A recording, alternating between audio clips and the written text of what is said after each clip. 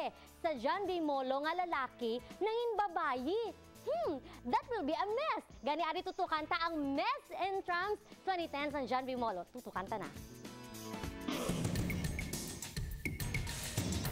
Sa okasyon sang ilang intramurals, naisipan sa mga taga John B. Lacson Foundation Maritime University Molo nga ang ilan naman mga barako ang magladlad. Gani na bunag ang Mess and Trams. Biskan sa gwa, diri sa John B. Lacson, sa palibot sa John B. Lacson, ang ilang mga paghulag-hulag, barako gid katama. Pero ang subong ginapakita nila ang ilang courage nga makahatag sa aton sang entertainment, enjoy, nga para maka-have fun kita, sir. Hindi basta-basta ang ila inagyan sa ngalan sang kalingawan. Ang first contestant, Buena Mano Gelayon na Kuyanan.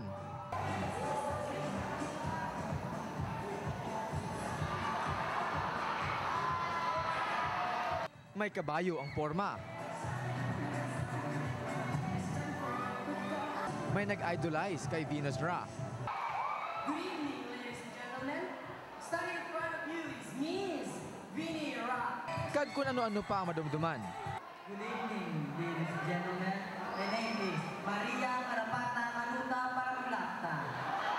All I can say is that I may not be beautiful as your girlfriend, or bright and caring like your sister and mother, but maybe I am your father.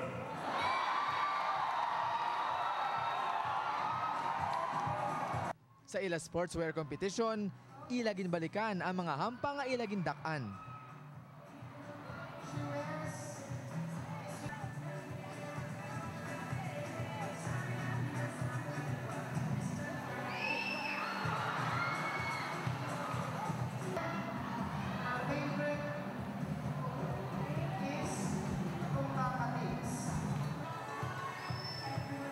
Contestant number 4 represents Napi.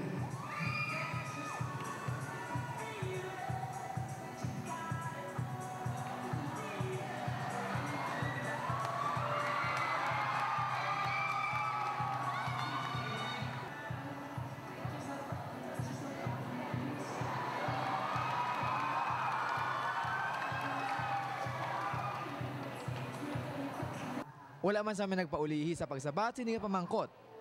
Interpret the video.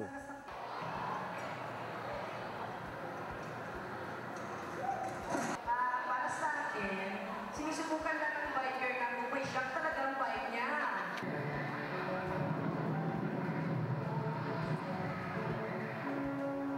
As when I perceive the picture, you can see that nowadays it's so very high-tech.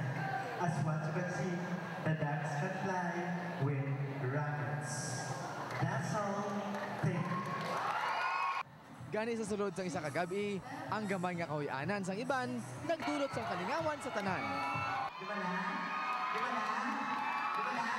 Di ba na? Guwapa, no? I like it. Oo, pwede. Nadamo, nagitiba na subong ka discover nga mga lalaki